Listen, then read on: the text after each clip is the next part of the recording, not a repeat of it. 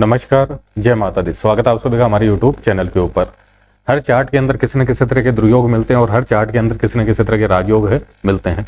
कोई भी चार्ट अच्छा नहीं है, कोई भी चार्ट बुरा नहीं है, ये सारी चीजें अपन देखते रहते हैं। लेकिन हर व्यक्ति के जीवन के अंदर किसी न किसी क्राइटेरिया के अंदर अपन प्रॉब्लम देखते हैं और वो सारी अपन कुंडली के माध्यम से देखते हैं। 1 से लेकर जो 12 घर है, अपने जो 12 हाउस है, उसके अंदर हर हाउस के अंदर बहुत सारी सिग्निफिकेशन दी हुई है। उसके हिसाब से अपन प्रॉब्लम है अपनी जो आइडेंटिफाई करते हैं।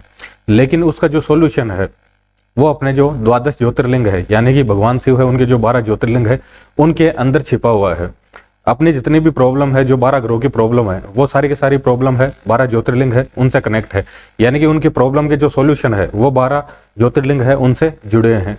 कौन से ज्योतिर्लिंग की आराधना से आपकी लाइफ की कौन से क्राइटेरिया की प्रॉब्लम है सॉल्व हो सकती है, वो सारी चीजें मैं आपको प्रैक्टिकली दिखाने वाला हूं और आपको समझाने वाला हूं। जैसे ये आपके 12 ज्योतिर्लिंग स्तुति यहाँ पर दे रखी है, ठीक है। और कुंडली की भी अगर अपन बात करें तो कुंडली के अंदर अपन देखते हैं कि भाई कुंडली है, उसमें क्या है, आपके 12 खाने हैं और 12 खाने के अंदर हर खाने में क्या है, कुछ न कुछ स्पेसिफिक चीजें दे रखी है, यानी कि कुछ न कुछ अलग सिग्निफिकेशन है। तो उन सिग्निफिकेशन के हिसाब से हर इंसान है, उसकी लाइफ में कुछ न कुछ ट्रबल है चलता रहता है। जैसे पहला घर है, अपना पहला घर है, उससे क्या देखते हैं अपन, व्यक्ति है, उसकी फिजिकल हेल्थ देखते हैं, उसकी पर्सनालिटी देखते हैं, उसका एटीट्यूड देखते हैं, उसका व्यक्तित्व देखते हैं। अब इसका कनेक्शन है ज्योतिर्लिंग के साथ में कैसे है, क्या है कनेक्शन। अब इसका कनेक्शन ऐसे है कि कोई भी व्यक्ति है, उसको अगर कुंडली के फर्स्ट हाउस से किसी भी तरह का ट्रबल लाइफ के अंदर आ रहा है, यानी कि हेल्थ से रिलेटेड उसके किसी भी तरह का इश्यू चल रहा है, पर्सनालिटी इंप्रूवमेंट नहीं हो पा रहा है, या फिर जो लग्न है उससे रिलेटेड किसी भी तरह की उसके प्रॉब्लम है, तो व्यक्ति है उसको सोमनाथ ज्योतिर्लिंग है उसकी आराधना करनी चाहिए, जो कि पहला ज्योतिर्लिंग है। जो पहला ज्योतिर्लिंग है उसका कनेक्शन किसके साथ में है, कुंडली के पहले घर के साथ में है। पहले हाउस से रिलेटेड अगर लाइफ में किसी भी तरह का ट्रबल आपके चल रहा है तो आपको सोमनाथ ज्योतिर्लिंग है उनके दर्शन करने चाहिए, उनकी आराधना करनी चाहिए, उनके जो मंत्र है उनका आपको जाप है करना चाहिए, ठीक है। वैसे देखिए अपन तो कुंडली का दूसरा घर है, तो दूसरे घर से अपन क्या देखते हैं, व्यक्ति है उसकी स्पीच देखते हैं, व्यक्ति है उसके संस्कार देखते हैं, व्यक्ति है उसके जो सबसे इंपॉर्टेंट चीज है उसका बैंक बैलेंस है, अपन फाइनेंशियल स्थिति उसकी सेविंग्स है वो अपन दूसरे घर से देखते हैं। तो फाइनेंशियली अगर किसी भी तरह का आपके क्राइसिस चल रहा है, किसी भी तरह का ट्रबल है, किसी भी तरह की दिक्कत है, तो आपको जो अपने 2 नंबर ज्योतिर्लिंग है, यानी कि मल्लिकार्जुन ज्योतिर्लिंग है, उसकी आपको क्या करनी चाहिए, आराधना करनी चाहिए, उनके दर्शन करने चाहिए, उनके मंत्र है आपको जाप करने चाहिए, ठीक है। अब चलते हैं अपन कुंडली के तीसरे घर के अंदर। कुंडली का तीसरा घर है पराक्रम भाव बोलते हैं अपन। व्यक्ति का साहस देखते हैं, व्यक्ति है किसी भी काम के अंदर कितने एफर्ट्स लगा पाएगा, व्यक्ति है उसके कम्युनिकेशन स्किल कैसी है, व्यक्ति के कजन के साथ में संबंध है वो कैसे हैं, पड़ोसियों के साथ में संबंध कैसे हैं। लेकिन जो तीसरे घर की जो सबसे इंपॉर्टेंट चीज है वो क्या है, आपके व्यक्ति का क्या देखते हैं, यहाँ से अपन पराक्रम देखते हैं, साहस देखते हैं। तो अगर आपकी लाइफ के अंदर ऐसा ट्रबल चल रहा है कि कोई भी काम है उसके अंदर अगर आप एफर्ट्स नहीं लगा पा रहे हो, आप साहस है सही से नहीं दिखा पा रहे हो, आपकी कम्युनिकेशन स्किल अगर वीक है, तो अपना जो तीसरा ज्योतिर्लिंग है यानी कि महाकालेश्वर ज्योतिर्लिंग है उसकी क्या करनी चाहिए, अपने को आराधना करनी चाहिए। तीसरे घर का जो कनेक्शन है वो कौन से ज्योतिर्लिंग के साथ में है, आपके महाकालेश्वर ज्योतिर्लिंग के साथ में है। तो तीसरे घर से जुड़ा हुआ अगर किसी भी तरह का ट्रबल है तो आप महाकालेश्वर ज्योतिर्लिंग है उनके दर्शन कर सकते हो, उनके जो मंत्र है उनके आप जाप कर सकते हो, और तीसरे घर की जो सिग्निफिकेशन उनकी जो चीजें हैं उनमें सुधार आप कर सकते हो। अब बात करें अपन कुंडली के चौथे घर की। चौथा घर है जिससे अपन सबसे जो इंपॉर्टेंट देखते हैं वो देखते हैं अपना पीस ऑफ माइंड, यानी कि अपने मन को शांति कितनी है।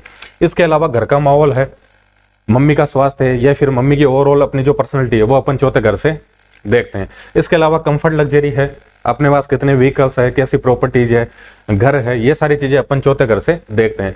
तो इन सभी चीजों से रहकर अगर आपकी लाइफ में किसी भी तरह का ट्रबल चल रहा है, यानी कि पीस ऑफ माइंड नहीं है, कंफर्ट लग्जरी आपके पास में नहीं है, या फिर घर का एनवायरमेंट है वो सही नहीं है, मम्मी का स्वास्थ्य है वो अगर किसी भी तरह से गड़बड़ चल रहा है, उनको डिजीज हो रखी है, तो आपको ओमकारेश्वर यानी कि जो चौथा ज्योतिर्लिंग है अपना ओमकारेश्वर ज्योतिर्लिंग है उसका क्या करना चाहिए, आपको दर्शन करने चाहिए, उसके जो मंत्र है उनके आपको जाप करने चाहिए, उनकी आपको आराधना करनी चाहिए, यानी कि चौथे ज्योतिर्लिंग है उस स्वरूप की आपको आराधना करनी चाहिए। अगर ये आप करते हैं तो चौथे कुंडली के जो चौथा घर है उससे जुड़ी जितने भी समस्याएं, उससे जुड़े जो भी ट्रबल है वो क्या आप ऑटोमेटिक आपके समाप्त होना स्टार्ट हो जाएंगे।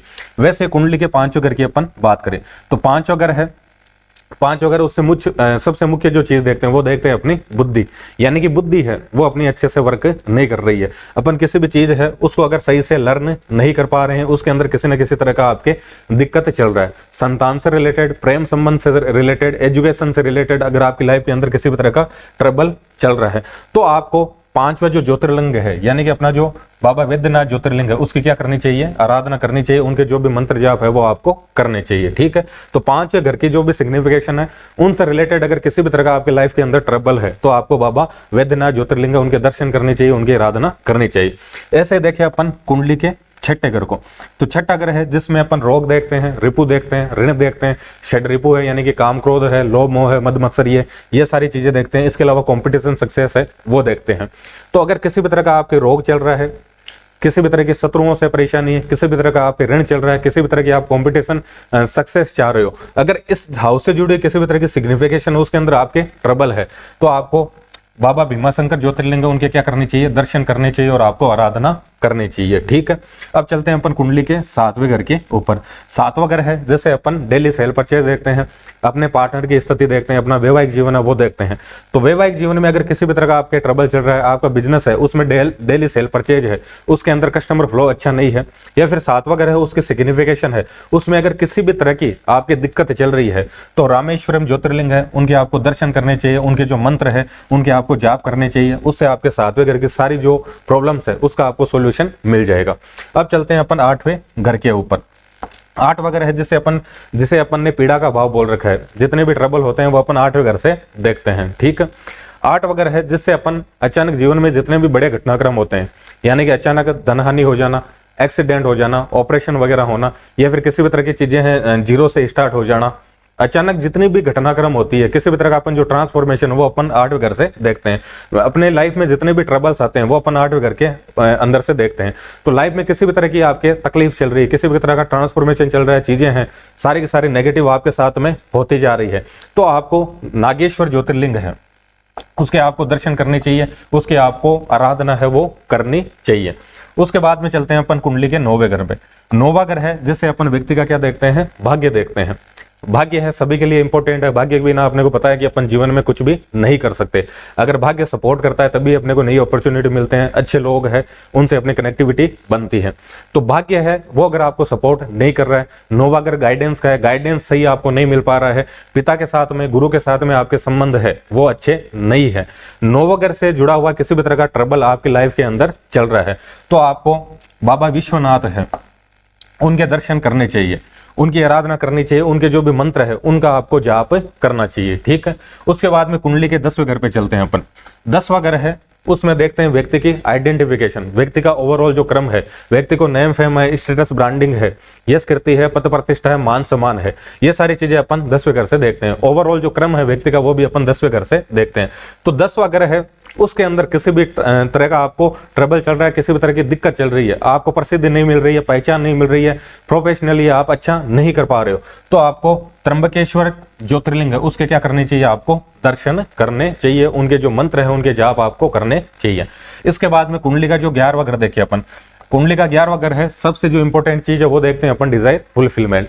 आपकी डिजायर्स है फुलफिल नहीं हो पा रही है, सोसाइटी है उसके अंदर आपका नाम नहीं हो पा रहा है, नाम खराब हो रखा है आपका, बड़े भाई के साथ में आपका जो परमानेंट फ्रेंड सर्कल है उसके साथ में संबंध आपके अच्छे नहीं है, जो भी आप काम कर रहे हो उससे आपको लाभ अर्जित नहीं कर पा रहे हो, या फिर उससे लाभ नहीं हो पा रहा है। और सबसे इंपॉर्टेंट क्या है, 11वां अगर डिजायर फुलफिलमेंट का, जितनी भी इच्छाएं, जितनी भी महत्वाकांक्षाएं वो अगर आपकी पूरी नहीं हो पा रही है, उसके अंदर किसी भी तरह की दिक्कत आपके चल रही है, तो आपको बाबा केदारनाथ है जो केदारनाथ ज्योतिर्लिंग है उसके दर्शन करने चाहिए, उनकी आराधना करनी चाहिए, उनके जो भी बीज मंत्र है उनके आपको जाप करने चाहिए। अगर ये आपको करते हो तो आपके 11वें घर से जुड़ी जितनी भी प्रॉब्लम है वो आपके सॉल्व होना स्टार्ट हो जाएगी। ठीक है, उसके बाद में अपने बच गया लास्ट 12वां घर। 12वां घर है जिससे अपन जेल यात्राएं देखते हैं, हॉस्पिटलाइजेशन देखते हैं। ठीक है, अचानक जितने भी लॉस होते हैं वो देखते हैं, अपने जो अनिद्रा है वो भी अपन 12वें घर से देखते हैं, अपने जो खर्चे हैं जब कंट्रोल से बाहर हो जाते हैं तो वो भी सारी चीजें अपन 12वें घर से देखते हैं। तो ये सारी चीजें अपन 12वें घर की प्रॉब्लम्स मानते हैं। तो 12वें घर में अगर किसी भी तरह का ट्रबल चल रहा है, इसके अलावा अपन जो बेडरूम प्लेजर है वो भी 12वें घर के अंदर देख रहे हैं, यानी कि आप कपल हो और बेडरूम के अंदर आपकी स्थिति है अच्छी नहीं है, बेडरूम का जो प्लेजर है वो आपके गड़बड़ चल रहा है। आइसोलेशन की स्थिति आपके साथ में हो रखी है, बार वगैरह अगर किसी भी तरह से आपको ट्रबल दे रहा है, किसी भी तरह से आपको दिक्कत दे रहा है, तो अपना जो लास्ट ज्योतिर्लिंग बच जाता है यानी कि घुश्मेश्वर ज्योतिर्लिंग है, उसके आपके दर्शन करने चाहिए, आराधना करनी चाहिए, उनके जो भी मंत्र है उनका जाप करना चाहिए। यानी कि कुंडली के जो 12 खाने हैं और 12 खाने में जो स्पेसिफिक चीजें दे रखी है, जो सिग्निफिकेशन दे रखी है, उन सभी सिग्निफिकेशन का कनेक्शन है किसके साथ में, अपने जो द्वादश ज्योतिर्लिंग है उनके साथ में है। भगवान शिव है, उनकी आराधना का अपन वैसे भी ज्योतिष के अंदर बोलते हैं कि जितने भी अपने ग्रह है, सब ग्रहों की अलग अलग से अपन रेमेडी कर सकते हैं, लेकिन यहाँ पर ग्रहों की बात नहीं हो रही, यहाँ पर किसकी बात हो रही है, आपके हाउस की बात हो रही है। जो 12 अपने घर है, 12 जो हाउस है कुंडली के, और उन हाउस से रिलेटेड आपके लाइफ के अंदर किसी भी तरह का ट्रबल चल रहा है, तो आप भगवान शिव है, उनके जो स्पेसिफिक ज्योतिर्लिंग है जिसका साथ में कनेक्शन बन रहा है, उसके आप मंत्र जाप कर सकते हो, उनकी आराधना कर सकते हो। अगर आप ये करते हो तो जल्दी आपको अच्छे रिजल्ट है, उस हाउस की जो कंट्रोलिंग है वो आपके पास में आ जाती है। और वैसे भी अपन बोलते हैं कि भक्तों को कभी शिव ने निराश ना किया, मांगा जो चाहा वो वरदान दे दिया। यानी कि भगवान शिव है, अपने को कभी भी निराश नहीं करते हैं। जो भी उनकी मन से आराधना करता है, उनके मंत्र जाप करता है, उनकी पूजा करता है, जैसे भी करता है, तो उनको जो भी रिजल्ट चाहिए भगवान शिव है 100% उसको देते हैं। धन्यवाद।